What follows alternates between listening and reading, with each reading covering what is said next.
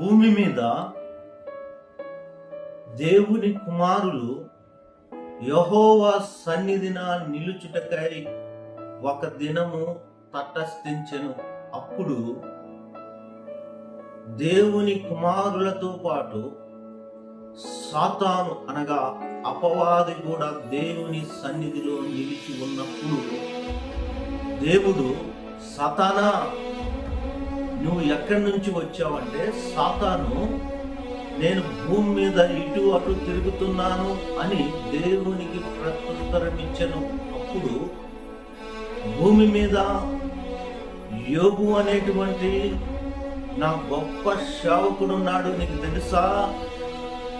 అతడు భూమి మీద యథార్థవంతుడు, అతడు భూమి మీద దేవుని యందు భయభక్తులు గలవాడు, అతడు భూమి మీద చెడుతనమును విసర్జించిన వాడు, భూమి మీద అతని వంటి వాడు ఎవ్వడునూ లేడని సాతానుకు దేవుడు చెప్పినప్పుడు, అప్పుడు సాతాను అంటుంది, నీవు అతనికి కలిగినటువంటి సమస్తమునకు అతని ఇంటికి కంచె వేసితివి. నా ప్రియమైనటువంటి దేవుని బిడ్డలారా, నీ కుటుంబానికి కంచె ఉందా? ఈరోజు యోబు తనకు కలిగినటువంటి సమస్తమునకును తన ఇంటికి కంచె వేసుకున్నాడు. ఏం కంచె అన్న అంటే ప్రార్థన అనే కంచె. అపవాది నీ కుటుంబంలోనికి ప్రవేశించకుండా ఉండాలంటే నీ కుటుంబం చుట్టూ ప్రార్థన అనే కంచె ఉందా?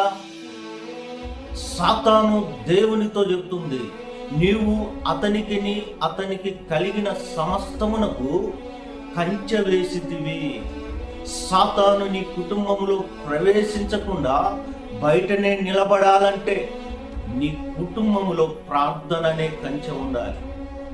ఇంకా సాతాను దేవునితో అంటాడు, ఏమనంటే, నీవు యోబు చేతి పనిని దీవించితివి, ఆశీర్వదించితివి, అందుకనే ఆ తూర్పు దేశములో యోబు కంటే గొప్పవాడు ఎవ్వడూ లేడంట. అందుకనే ఈ దినం ఈ కుటుంబానికి కంచె ఉందా? ప్రార్థన అనే కంచె. ఒక నిర్ణయం తీసుకుందాం. అయ్యా, ఈ దినము నుంచి యోబుకు తనకు కలిగినటువంటి సమస్తమునకును తన ఇంటికి ప్రార్థన అనే కంచె వేసుకున్నాడు.